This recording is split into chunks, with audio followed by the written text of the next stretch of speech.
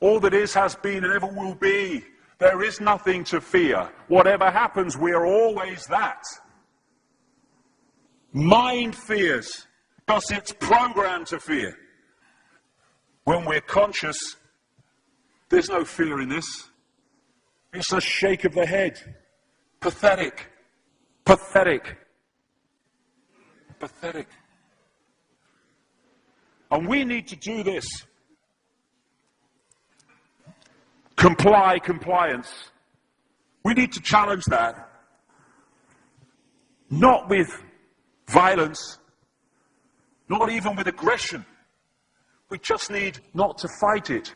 We need to walk away, because without our acquiescence, it cannot survive. You know, when you look at a pyramid, we've been manipulated to believe the power in a pyramid is at the top. It ain't. The top of the pyramid is there because the rest of the pyramid's holding it up. We're holding this whole thing together.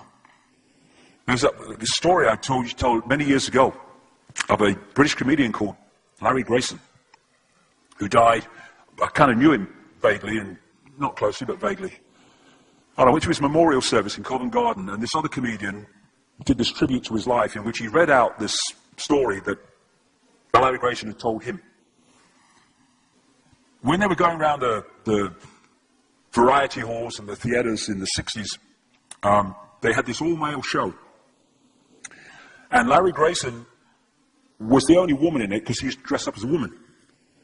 And he said that the end of the show, the last scene, all the sailors, all the men came on dressed as sailors, and they were singing Rule Britannia. You know, Rule Britannia, Britannia rules the waves. Oh, I'm very pleased for you. Okay. And as it built up, Larry Grayson would come on dressed as Britannia with the helmet and the shield, and he would be manhandled up the side of this pyramid to the top for the big finish. And he said one night, he said things seemed to be going rather well. He said, and then I noticed that a sailor in the bottom left-hand corner had got rather a cough. And this cough got worse and worse and worse to the point where the sailor couldn't stay in the pyramid anymore and stepped out of it. Larry Grayson, symbolic of this elite at the peak of the pyramid, ended up in the second row.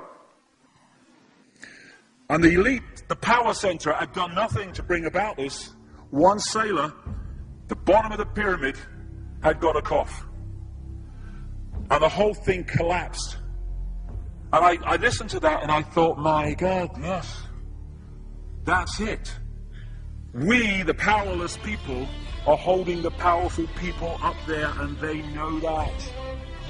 They're terrified of us realizing that. Do you remember that movie, animated movie, A Bug's Life? A Bug's Life with the grasshoppers? And what happened was, there was these ants, an ant island as they called it, and these grasshoppers used to come every year and take all the food, and the ants had to spend a whole year gathering the food together for the grasshoppers because they were terrified of the grasshoppers. There weren't many of these grasshoppers, and one day they're in their winter quarters in a tree, these grasshoppers, and they've got all the food they need, and someone suggested among the rank and file grasshoppers that they didn't need to go to Ant Island this year because they had all the food they needed. And then out came the leader of the grasshoppers to tell them the facts of life, and the few are going to control the many. It's a wonderful speech. If you ever can see that movie, A Bug's Life, I do recommend it. And he said, basically, they outnumber us 100 to 1. And if ever they figure that out, there goes our way of life. So we have to keep the pressure on, basically. We have to keep them working, so they don't figure out where the real power is. And that's why this network of manipulation works so hard to keep us in these states. Like I said earlier, what are people leaving foreclosed homes for? Foreclosed by banks that have caused the unemployment that lead to them having to leave their homes. Stay there, refuse to leave, make it difficult for them. Expose them for what they are. We make it so easy, the non-compliance. No longer will we just do it because we're told to do it. Is it just? Is it right? Okay, I'll do it. Is it unjust? Is it not right? I ain't doing it. We start to make the decisions on what we will and will not do based on our values and not some imposition from the dark suits. These people are gonna give me, grant me, or grant me not my freedom. I'm all that is. You can't grant me freedom. No one can grant me freedom. I am freedom. It's what I am.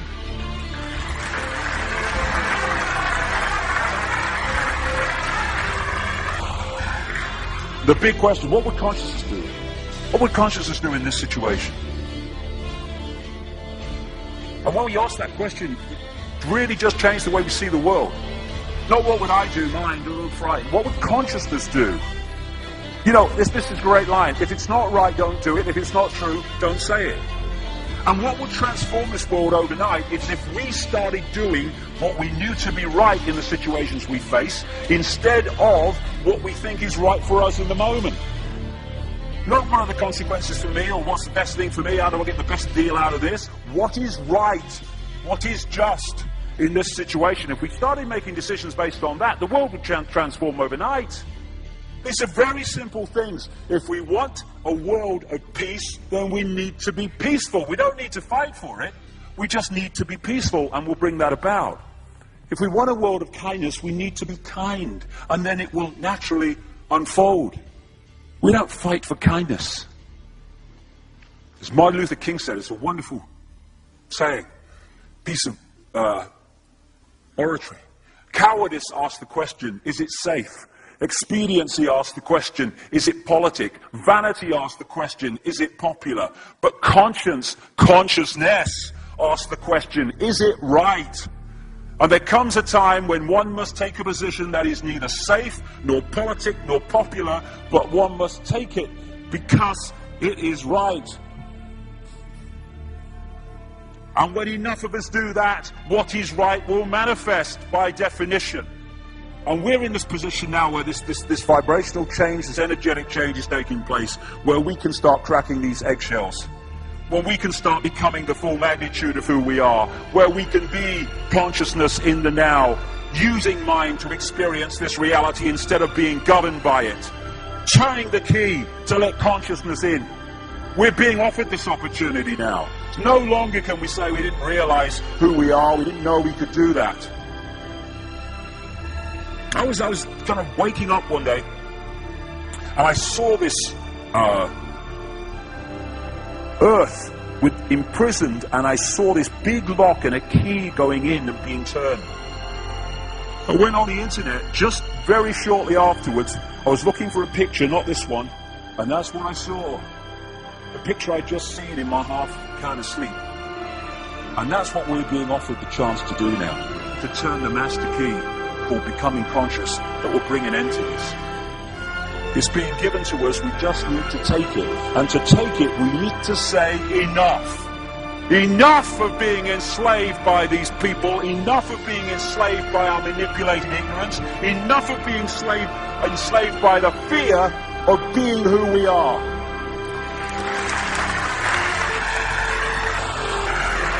Enough! It is time to fly.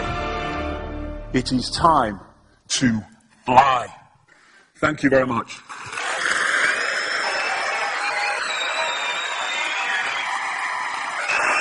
Thank you.